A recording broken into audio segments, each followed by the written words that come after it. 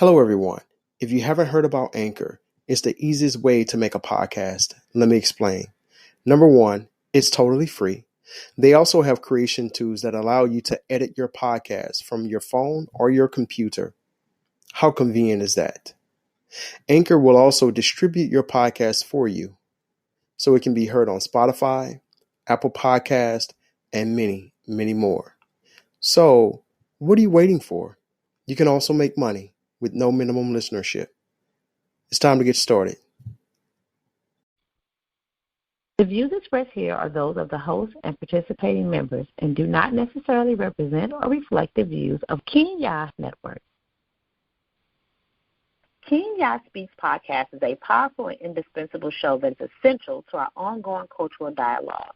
Listen in as he shines the light on social, economic, and criminal brutality that plagues blacks in America.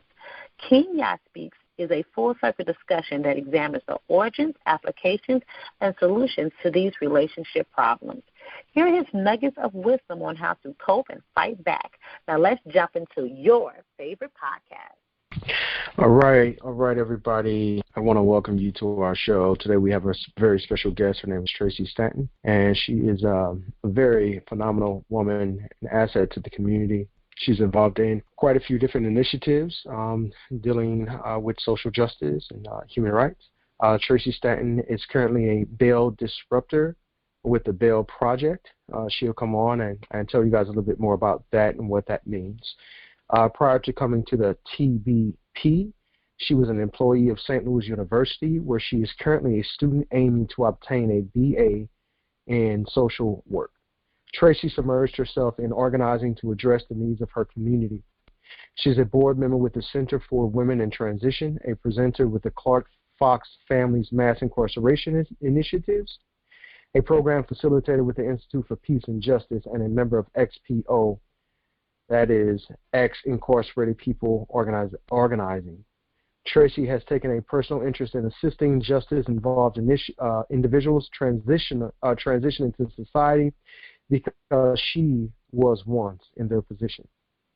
Her personal involvement with the criminal justice system and addiction is what drives her to make a difference in criminal justice reform, transformative justice, and fight against mass incarceration. She is also a poet and uses her art to address the injustices that take place in society. She is a survivor of the system, and it is her purpose to assist others in their journey. She is also just a very, very passionate person, I must add. She loves people. She speaks up and speaks out against injustice, and I love her passion. I love her tenacity. I love her drive. She is just awesome. So with no further ado, we are going to bring Tracy Stanton on the line, and she's going to tell you guys a little bit more about her past, what she's been through, and where she is now and where she's going. Hey, Tracy, welcome to the show. How are you? Thank you. Hello, King. Yeah, thank you for having me. It's a pleasure having you on the show. Thank you for being here. We certainly appreciate that. So I hope I didn't do you a disservice with, my introduction, because I could go on now if I need to. Because your rap sheet, you got a positive rap sheet, right? And I'm loving what I'm seeing on this rap sheet of yours. So. Yeah, that stuff is what I do, but it's way more to who I am. You know what I'm saying? We'll let titles sometimes define us, but that stuff is just who I've been for the last 3 years. But it took a long time to get to that place. You know what I'm saying?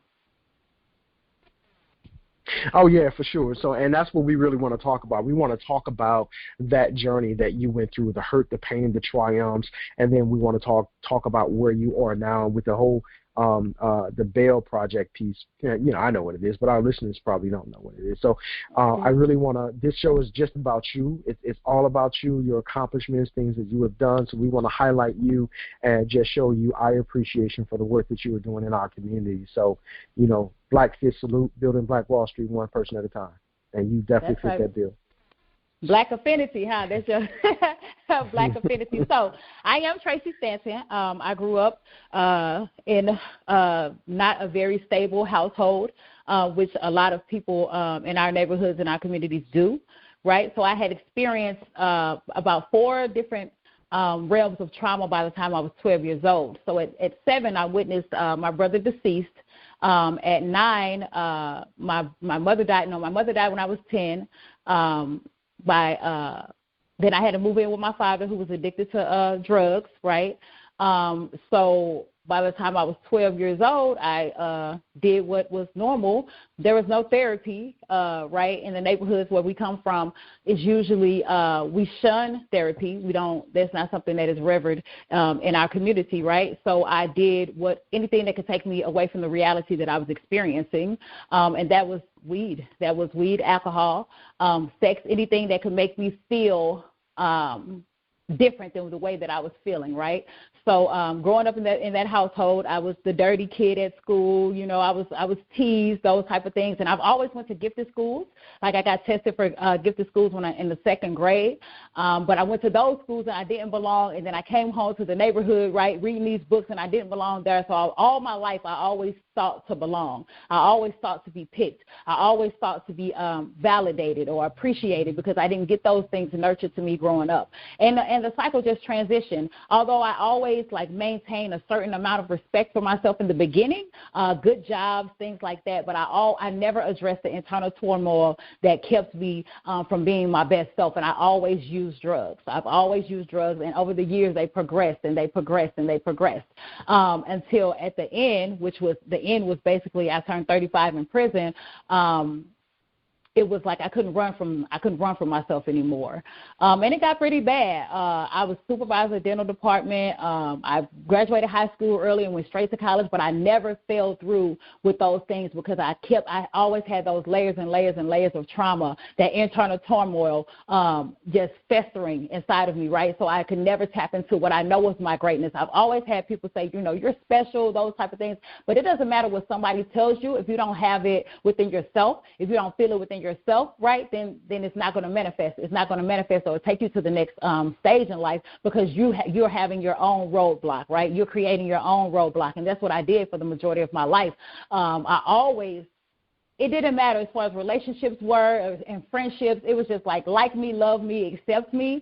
So I always was a chameleon and able to adapt to any environment or situation, but I was never true to myself. I never knew exactly what Tracy liked, what Tracy wanted to do until basically I got clean. Now, I've always written. I started writing at 12 years old, because that was my only form of expression. That's the only place that I felt safe. That's the only place that I felt like I could really expose my deepest, darkest secrets and not be judged. So I've always written, but it took me until I came home from prison to actually get on a stage for the first time, because I always based my value on what other people thought of me, right, all my life. And even today, right now, going through this process, it's still some healing, going on, because just because you stop using drugs, that's when the real work starts, you know what I'm saying? Or when whatever situation that you've found yourself in, because when we think about addiction, a lot of people just solely think about drugs, but there are so many things that people can be addicted to that take them to the same state of mind, the same pain that drugs do. And it's a facet. People don't even understand that they can be addicted to pain, addicted to negative behaviors, addicted to unhealthy relationships, because it makes them feel in that moment you're just seeking that instant gratification, right? And then later on, when you're alone with yourself, you reflect on the things that you were just engaging in, and you don't want to do them, but something just keeps telling you to. And that's how it was basically when I was using. Towards the end, it got really bad to the point where I was a streetwalker. Everything in the neighborhood I was accustomed to. I've sold drugs. I've lived in Lake St. Louis and altered my voice, like raised your octave in your voice so I could fit in with them. I've always been a chameleon, like I said. So it got really bad in the end. I went from selling drugs to doing the same drugs that I sold in the neighborhood on the west side of St. Louis, and it was normal. Like, that was normal because that is what the environment encompassed, right? Everybody in the environment was doing it. And so when I looked up one day, it's like one day I was selling drugs and I, thought I was like this big shot person or whatever, and then the next day I was literally outside walking the streets with the same women that I used to sell drugs to.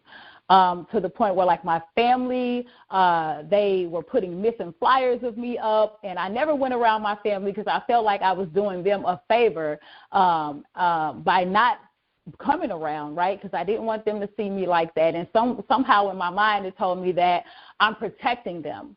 When I found out later, within doing some soul searching and speaking to them and going through treatment and everything like that, that I caused them the same pain by disassociating myself from them, right? Because now they're worried. They don't even know if I'm alive or anything like that. So that was my life, and I started using the heavier drugs when I was 33. Like I said, I was always able to put on the front, right, and plenty of us do. And it doesn't have to be with narcotics or with drugs, but a lot of people hold their pain within themselves, and they walk around like everything is okay, but just don't know that avoidance is really what causes the extension of pain. It's not until you can recognize what's going on, you can pinpoint it, you can address it, that you're able to get the help, right? So at 35, I was not, like, I had plenty of times where it was like, okay, I'm going to get clean. You know, I know that I'm better than this. I know that I could do much more. But my inability to stop using drugs had the obsession just took over. You know, it's every time I had a moment of clarity, it was like, okay, I'm going to stop, and then something would happen that would just draw me right back into the cycle, right back into the situation. And so I ended up getting a drug possession charge, and within that time, the police had kicked in the house where we were selling the drugs out of, and I got sent to prison.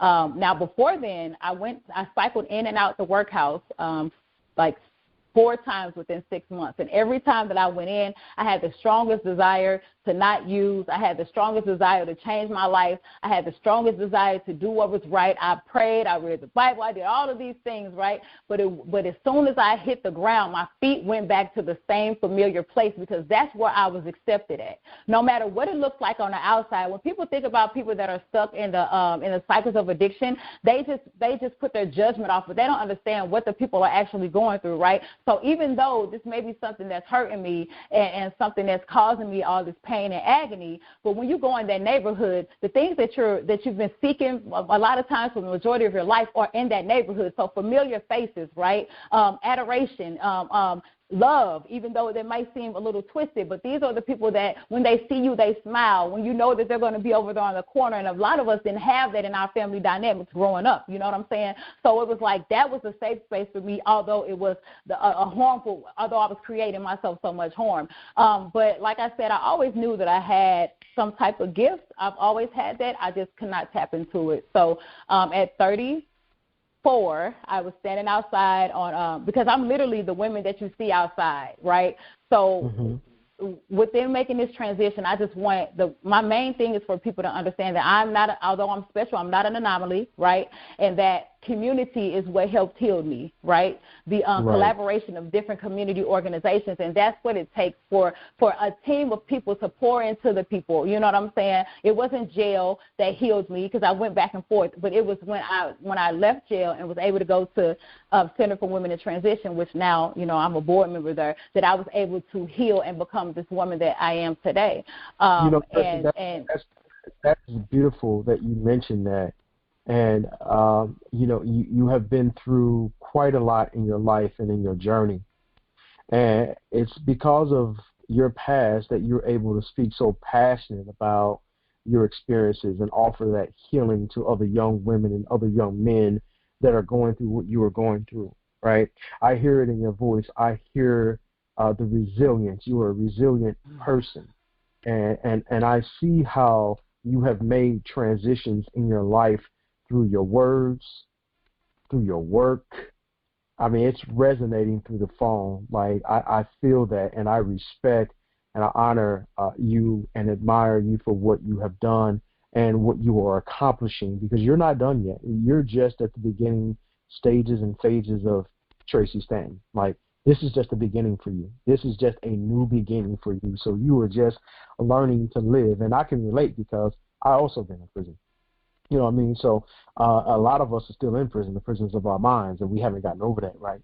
So being a former abuser myself of marijuana and alcoholism, you know, I can relate, you know, to what you're talking about, to what you're going through, or what you went through with that drug of choice, right? I didn't get into the heavy stuff at all, but an addiction is an addiction, and you're right about that, right? It's like abuse is abuse, right?